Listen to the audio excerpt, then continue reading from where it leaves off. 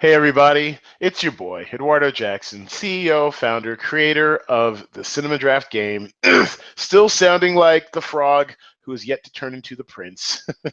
Not quite on my deathbed, but I should be a bit more lucid today with the draft mom's favorite, the son she never had, the mother he wished he had. It is your boy, my boy, our fam of the pod, Jay Devlin. Say what's up to the people, Jay Devlin. Hey man, I mean, I don't. As long as your mom is a fan of what I'm saying, I could care less what anybody else has to say about anything. I've won. I've won, and it makes me very happy when she enjoys the few nuggets that I throw out there. I apologize for my profanity, draft Never, mom. no, It never gets the that. best of me. It's the Philadelphian in me. I'm going to try my best to be profanity free today, but I make no promises. Two words for you. Fuck that. Mom's grown. She's lived in New York. She about it. She's straight. All right, so let's just get into it this week, Jay Devlin. Let's take a look at some call sheets. Of course, we'll focus mostly on the feature presentation and see. We have a few new players this week. Want to give a big shout out to, I believe it's Ian Scott MCC. Ian, what is it? Yeah, Ian MCC, representing the APA agency out in Beverly Hills. Big one up to you guys. Hope you have a good time this weekend. We have, oh my goodness, Grant Elise. Grant Elise, she's back in action. It's been a while since she's been in our game. Welcome back, Grant Elise. Bit of a scattershot call sheet as be expected. We'll let you get your sea legs back under you before we look into your call sheets in a few weeks. But where do you want to start, Jaden? Where do you want to go? Where do you want to Your go? choice, man. Your choice. This week there was an interesting strategy. A lot of different ways to go. These are the fun weeks. I think this is a fun week for the game. Whereas I'm super excited to see Fate of the Furious next week because, Oh my God, I'm oof, as I've we, expounded at nauseum on this podcast many times, I worship at the altar of Vin Diesel, and it's gonna be. But next week will be easy. It's just but everybody will have that next week, so it takes kind of the creativity out of it. Whereas this week, creativity galore. Well, all I gotta say is that I saw yet another new trailer in front of Ghost in the Shell, which I did see in D box yesterday, and it was pretty freaking lit. But and each new trailer I see or every different scene I see of this movie, I don't under I can't it can't get here fast enough. I can't get my words out my mouth. Can't wait for this movie. So excited! It's tracking at 120. It's gonna go higher, and I don't want and I'm already gonna tell y'all already. I'm already thinking probably around 35 grand per actor. It's going to demolish the box office. So I think we'll you'd be doing a service to the game to make it so you can only roster one of those guys. it's gonna be tough, man. I don't even know what a headliner is gonna end up at, but I'm thinking 35 grand actor. We'll see, what more information comes in over the next couple days before I start to do the talent pool on Sunday. But yeah, it's gonna be a monster. I'm excited. Everyone's excited. It's all people can talk about. They had the CinemaCon, I think, in Vegas last week, and instead of just showing like a sneak preview, like 20 minutes or so, they did the whole movie, and all I hear is that everyone's like a buzz about it. It's a setting for a trilogy of Fast and the Furious Oh movies. So yeah, this thing's never gonna end. yeah. I don't think you're going to be able to roster two of them next week. Even if at 35, mathematically, you wouldn't be able to fit eight other actors into It's gonna be 30,000. it's gonna be So, yeah, which is yeah, actually, good. Which yeah. is If you good. I think you don't should have only be able to roster one of them. It creates more creativity in the last nine spots. We have these weeks where these movies are just so huge and it blows everybody out of the water. So, great week for the movie. It'll be a great week for the game because it's going to allow nine spots of creativity, digging deep into platform and limited releases where the nuts and bolts of this game is actually one. absolutely. So we'll start with your call sheet, Jay Devlin. Walk us through it. What you got here? Well, I mean, I'm sticking with the top two, Boss Baby, Beauty and the Beast. If they're both tracking between 25 and 30 million, you get both headliners and you go from there. Everything else is going to be, we're not going to have any like fluky zookeeper's wife bullshit. Sorry, I cursed. Like last week where it got platform release, even though it was in limited. It got more theaters, which was like the worst loophole of all time. I would You have won got less. I'm not gonna cry over spilt milk. But if it was limited last week, I would have won all the events outright. Anyway, so anyway, this week I'm going to stick with Zookeeper's Wife because it expanded in screens. It just seems like a good movie. It seems like people are into it. Yeah, I I'm don't. I'm I'm, I'm curious about it. For me, it feels more like a like a watch at home movie for me per se. But I'm interested. I'll definitely check it out. You know, I love Jessica Chastain. I thought she was robbed and she didn't get a nomination for Miss Sloane last year. So yes, I'm on board with I Zookeeper's mean, if Wife. it's doing 3.5 million, what did it do last week? 4 million. Yeah. So actually, so I believe it did 3.3 million. 3.3. All right, Yeah. 3.3 on 541 screens. It expanded Yes. screens.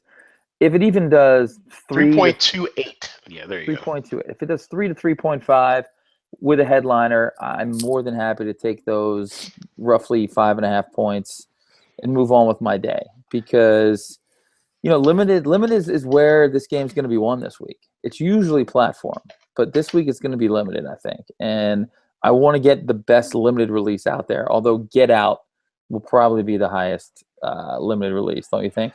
It's gonna be tough. So I'm guessing. So usually when these movies expand to theaters, the per screen average drops somewhat. So I would say being conservative from this 6,000 per screen average it made last weekend, Zookeeper's Wife, it's probably going to drop down to about 4,500.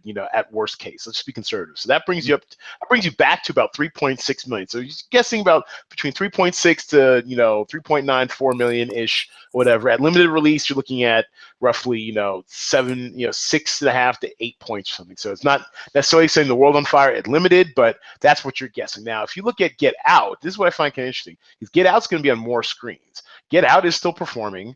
The wonderkind that it is. It made about $3,000, per screen, but it's been doing this. This is like what, sixth week, seventh weekend coming up. So it's been doing Absolutely. this for a while. So and it's dropping to, I believe it was 1571. So if you assume it only drops maybe another 500 per screen because it's been out there for a while, this is about what its norm, I would say. So if it drops down to 2,500 per screen at 1571 screens, you're looking at 3.9 million. So it's probably going to get a range of 3.9 million to 4.2. So yeah, I think you're right because it's got more screens. It's still got a pretty decent per screen average. I think it's still going to be the best performer in the limited release category. But Now, it costs a little bit more than Zookeeper, which I think if you have a Get Out in your lineup, you can't have the headliners from Boss Baby and Beauty and the Beast. And in my mind, on a week where you're not going to have like a Zookeeper that like all of a sudden does like 42 points for a headliner, you need to have the two biggest movies that are going to do the most money and have headliners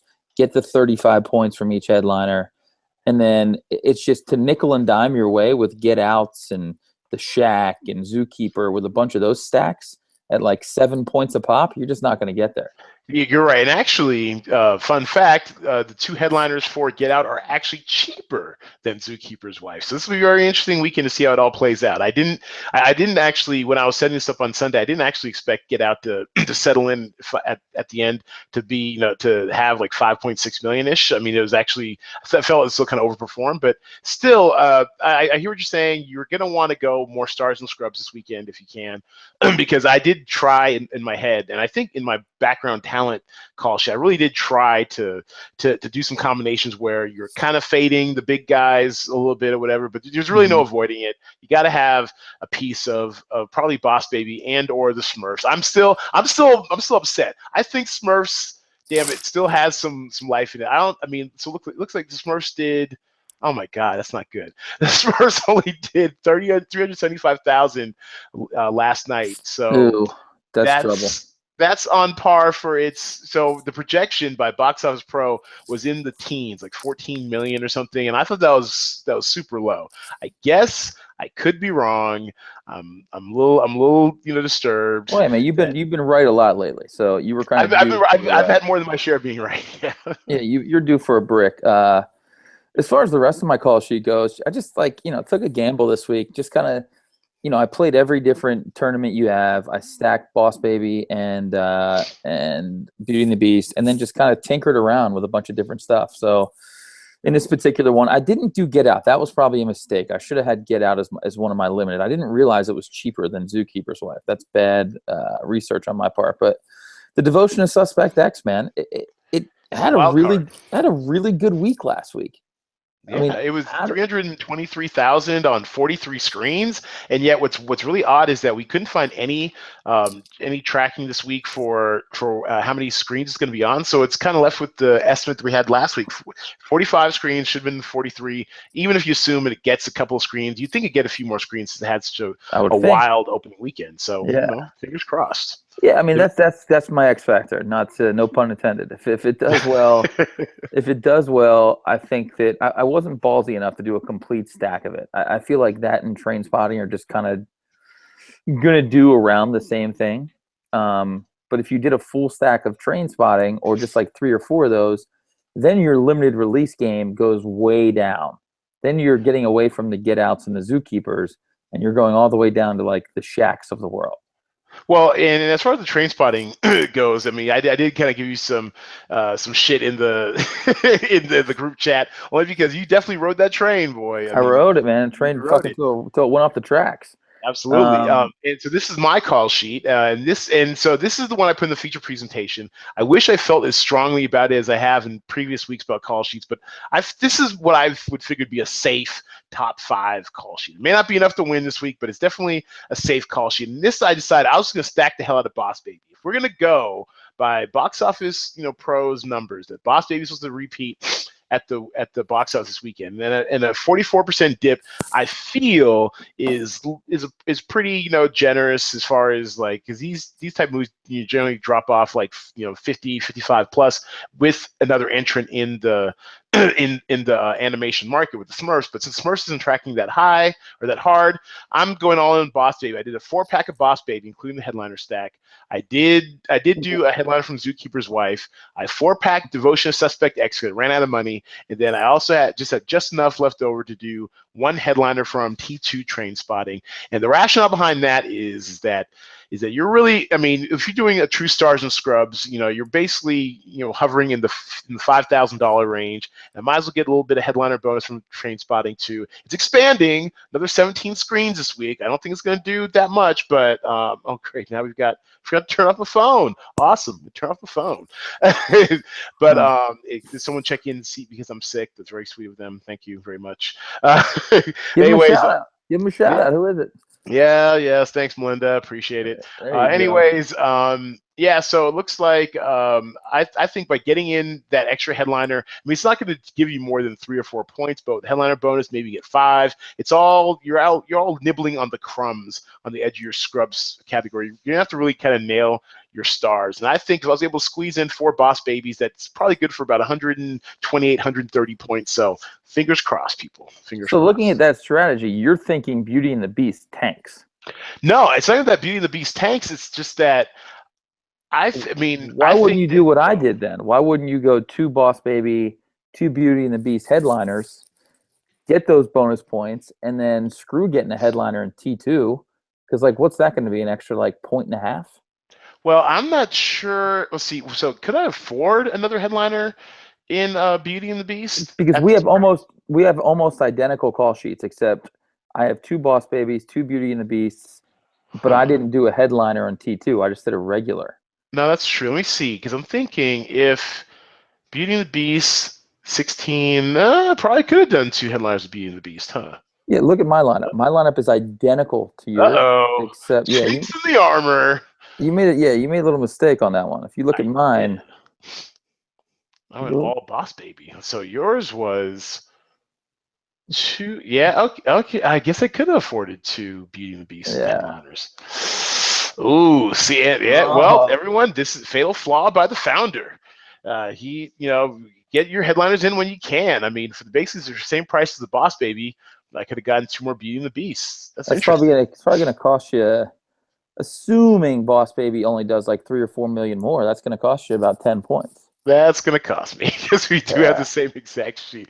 Okay, well, you know what? Let's get off of these sheets. Let's take a look the at some other whiteboard. I'm going to be coming down off the whiteboard soon. Can't wait. And that's an inside joke for those of you who are in the group chat. I do keep a whiteboard of my debts, people who owe, who got to pay to Poppy, and I guess we have a little $10 side bet in the group chat, and so I guess I'll be reducing the amount they owe off the whiteboard by $10. Does not look good for the kid this weekend. Does not look good. Let's take a look at Gamble 24/7. He usually is pretty sharp, has some pretty good ideas out there. And you know what? And you're right. You said that the strategy this week was pretty straightforward. I didn't believe you. He also has a headliner stack from Boss Baby, a headliner stack from Beauty and the Beast, a headliner stack from Lego Batman movie. That's interesting. In platform, that actually might not be too bad. That was the first thing I did when I made my call sheets this week. I went Boss Baby, Beauty and the Beast, Beauty and the Beast, Lego movie stack.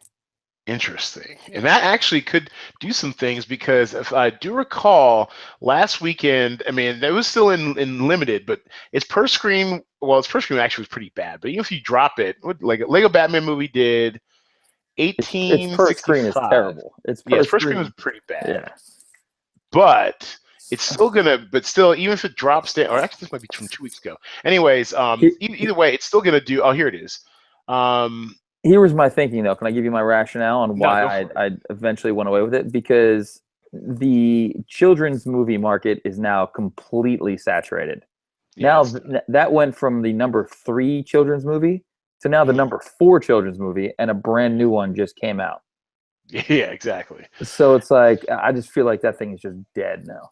It probably is dead. On 352 screens, it's not too bad. Its per screen last week was 1254. If you think it drops by another 34%, let's say it's 800 per screen, which is terrible. But on 352 screens, yeah, about 281,000. So good for about 2.8 points. Probably about 4 and some change.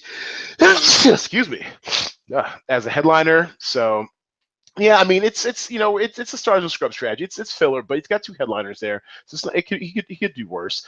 He's also got the headliner stack from T2 Train Spotting, same concept. Getting 2 from Chips is a little questionable. Chips is a dog with fleas. No one's watching it. 2,200 per screen. It's dipped, even if you account for it going down to about 1,700 screens or whatever. I mean, it's 1,500 times 1,700 screens. Looking at 2.5, which is essentially, well, okay, 5.1 points. I guess you could do worse, but I mean, for that 6,200. The headliner and 5,800 for non-headliner. I probably would have liked to have spent that somewhere else. Maybe maybe spend up a little bit for, or maybe trade out one of these Lego Batmans and spend the difference for like a Get Out or something. But we'll see. I mean, it's very balanced for as far as Stars and Scrubs go. It's very balanced on the Scrubs side.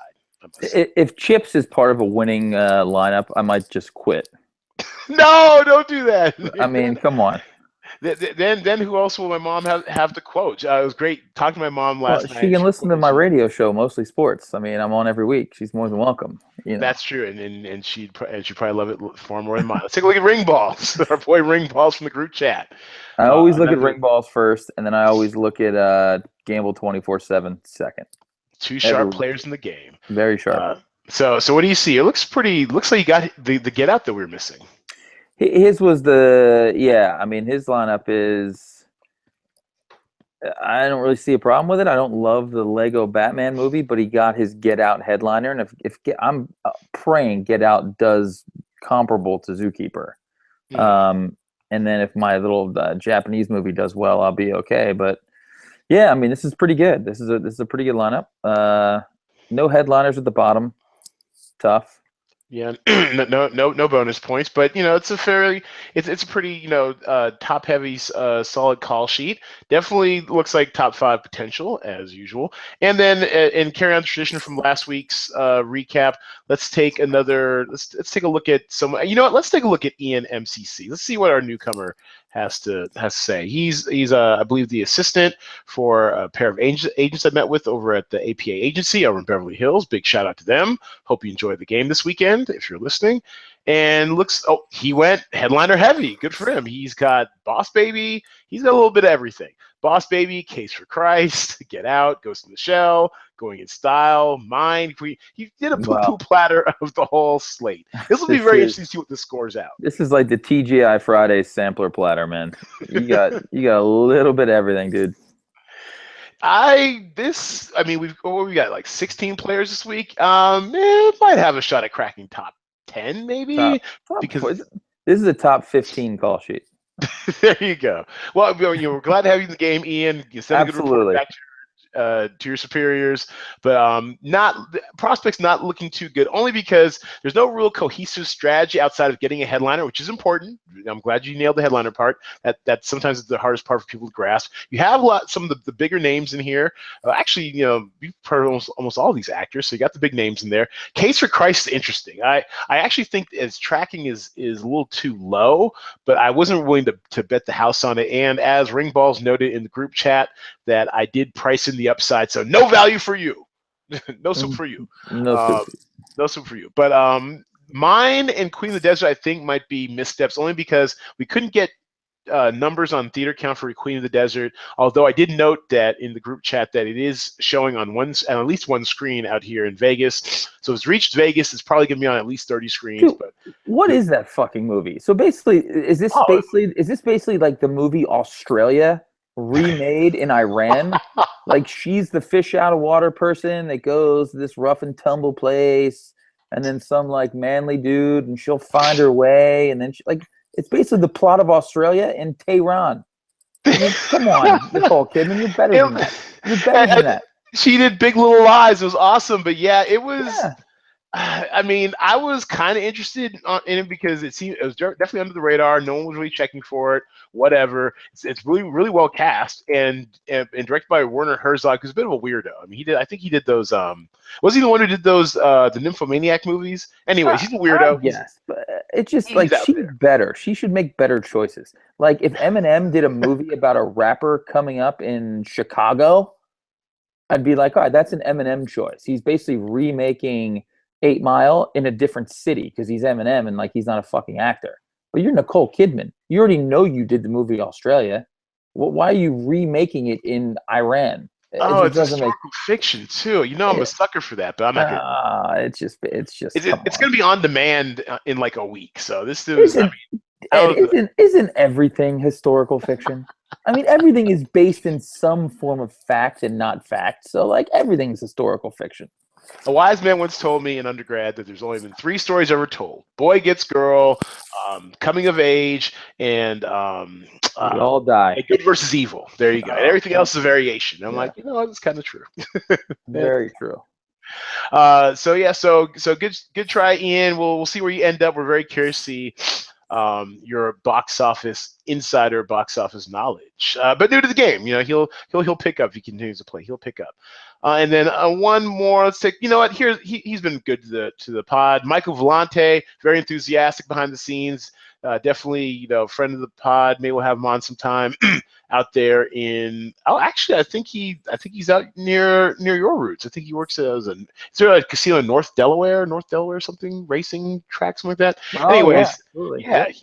yeah, he has a concept called the directors dinner club. Basically, doing kind of like the the food to your seat, type movie theater. So, best of luck to him on that. I'm a huge supporter of eating and watching. He has a headliner stack of The Boss Baby. He's got a headliner from Beauty and the Beast. And then this is where we might go a little bit off the tracks. Going in Style. He's got the headliner stack there. It's not tracking very highly, is it? Going in Style, about 9.5 million. So basically looking at a point per thousand. I don't know. We'll have to see about that one. Get Out, that's smart. Queen of the Desert, I don't know. People, see, here's the thing: new people to the game. My best advice to you: check theater counts. Always check. It's almost one of the most important things in the game is to check theater counts. So like, it's easy to scroll through and see Nicole Kidman and see this James Franco. You see stars and you're like, ooh, they're cheap, and it's a platform. Well, it doesn't matter if it's on fucking 4 screens. Yes, this is true. It's just a waste. So always check your screen counts. Check your screen counts. Good advice, wise advice from the sage Jay Devlin. And he has a headliner stack of T2 Train Spotting. This might creep into the top 10, mostly on the strength of these top 3 and Get Out. But once again, when you're doing Stars and Scrubs on a weekend where apparently there was an optimal strategy, of which I of course missed, you need to really be sharp on your scrubs. And actually, let's check the draft moms real quick. She actually got a little jealous. Nadine Harlem, my godmother, actually cracked the top 10 last week. She's actually sixth, I believe. I was very proud of her. I told my mom. I'm sure Nadine does not listen to this podcast, but I think she got a little jealous. So let's see what she came back with. Mom, I knew it. I knew Draft Mom was gonna have the Case for Christ in there. This goes back to the spreadsheet days. Any faith-themed movie near Easter, she's all over, even if there is no value to be had. So, way to stay on brand, Mother. Way to stay on brand. I'm sure the church will praise you for it. She's got Beauty and the Beast, Boss Baby, Zookeeper's Wife headliners, and she's got a 3-pack of Gifted, which I actually somewhat endorse. It's only on 50 screens, but I think this movie is going to perform. I do. I think it's going to perform really, really well. I actually like that play. Yeah, this is. I'm sorry, Mom. You're not going to beat my godmother, your best friend. You're not going to beat this one. You're not. This isn't a top 6 call sheet. Maybe top 12 call sheet. But as always, we're glad to have you back. Now that you're back from New York, good to see it. And I just want to show off one other of my call sheets. I believe it's the Best Boy. As per brand, I tend to have my where am I calling? Here we go. I tend to have my best call sheets not in the feature presentation because, of course, I hate winning side bets. And this one I did a 4-pack of Beauty. How did I miss this memo? Again, not optimal strategy. No, This is not a good call sheet. This is not a good call sheet at all. I've got a 4-pack. This is terrible. Beauty and the Beast. I've got the headliner stack of Gifted. I've got a headliner stack of Devotion to Suspect X. I've got Zookeeper's Wife headliner, and I've got a headliner from Train Spotting. I'm not gonna win the call sheet of the week. You are not. So somebody's winning $100 this week. Yeah, and yes, just to remind everyone, in case you did not read the emails or seen the social media, we're rolling forward. We are paying forward all those bounties y'all missed the past 3 weeks. $75 of the bounties is being rolled into this week's $25 bounty for $100. $100 holla for the highest scoring call sheet that must also, of course, beat my call sheet. I've been the call sheet of the week the past 3 weeks. I'm tired. What was it? It's hard damn work being this pretty. Nice job, Sydney Dean. That's right. Very nice. So I'm tired. I've obviously I've under the stress of travel and sickness, the flu, and all this stuff. I've submitted subpar call sheets. So come get this money. $100 to the best call sheet out there that also simultaneously beats my call sheet. Won't take much this week, people. So come get this money. Definitely looking forward to seeing those call sheets. And any parting shot? What have you seen lately, J. Devlin? Was the last one you saw Logan, or what have you seen? I have not, dude. I've just been working and doing my DraftKings, and I haven't really been to the. I wanted to go to a movie last night, but nothing's really talking to me, man. I'm kind of just waiting for Fate of the Furious, and then I'll be all in next weekend on that for sure. Although I hate crowds, I'll probably try and go to like the earliest showing to avoid the masses. But yeah, it should be pretty fucking awesome, to be honest. No, Paul Walker. All right. Somehow, some way, they keep it your going. beautiful hair and your lovely blue eyes will be missed. Well, I saw Ghost in the Shell yesterday. As sickly as I am, I saw it in D-Box, and I have to say, I thoroughly enjoyed it. It's a solid 3 reels.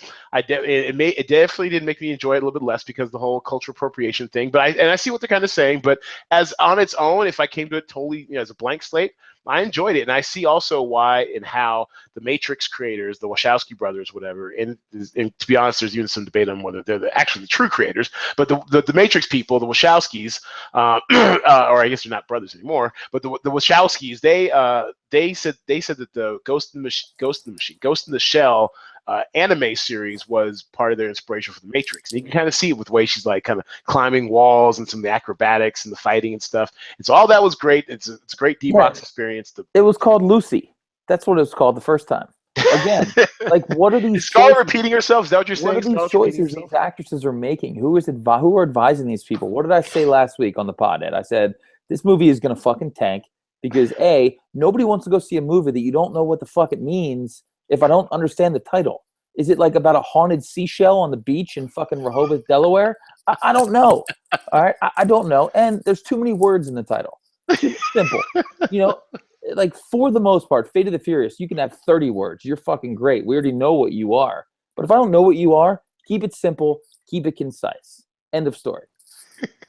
And yes, and Scarlett. Yeah, so maybe Scarlett is repeating herself.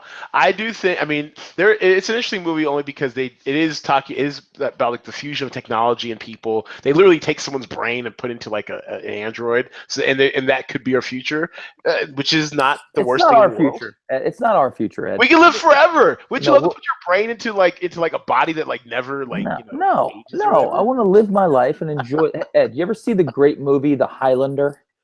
I think a long, long Oh my time ago. God! If you've never seen The Highlander, you need to watch it immediately. The Highlander is one of the great movies of all time. Sean Connery with one of the great like short cameos ever in a movie, wearing like a full-on peacock pink flamenco outfit. Anyway, Highlander is about a bunch of immortals who fight to the death. They come together for the gathering at the end, and the person who wins, you know what they win, Ed?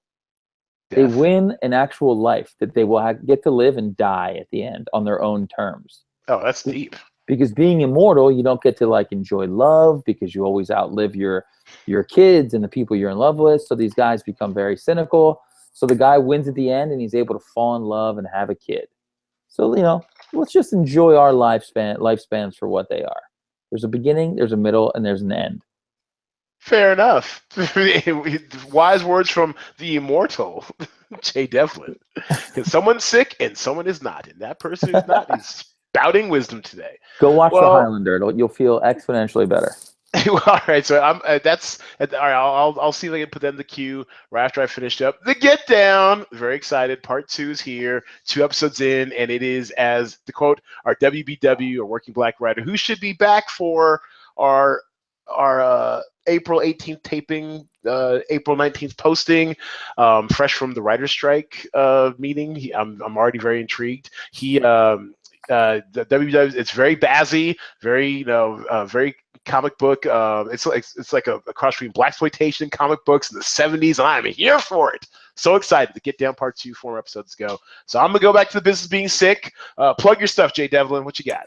Mostly sports. iHeartRadio, UBN Radio, every Tuesday live, 7 to 9. Catch us on iTunes, catch us on SoundCloud, any platform that's out there. YouTube, just Google it. Mostly sports.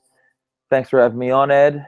Sorry, Everybody, great episode last time, man. I'm not sure if you guys did anything this Tuesday, but the week before, Jackie, just delight, and your boy Paul Shirley, yes, Paul hilarious. Shirley, one of the greats, one of the greats. So yeah, check it out. All the shows are archived. A lot of good stuff on there, man. Thank you.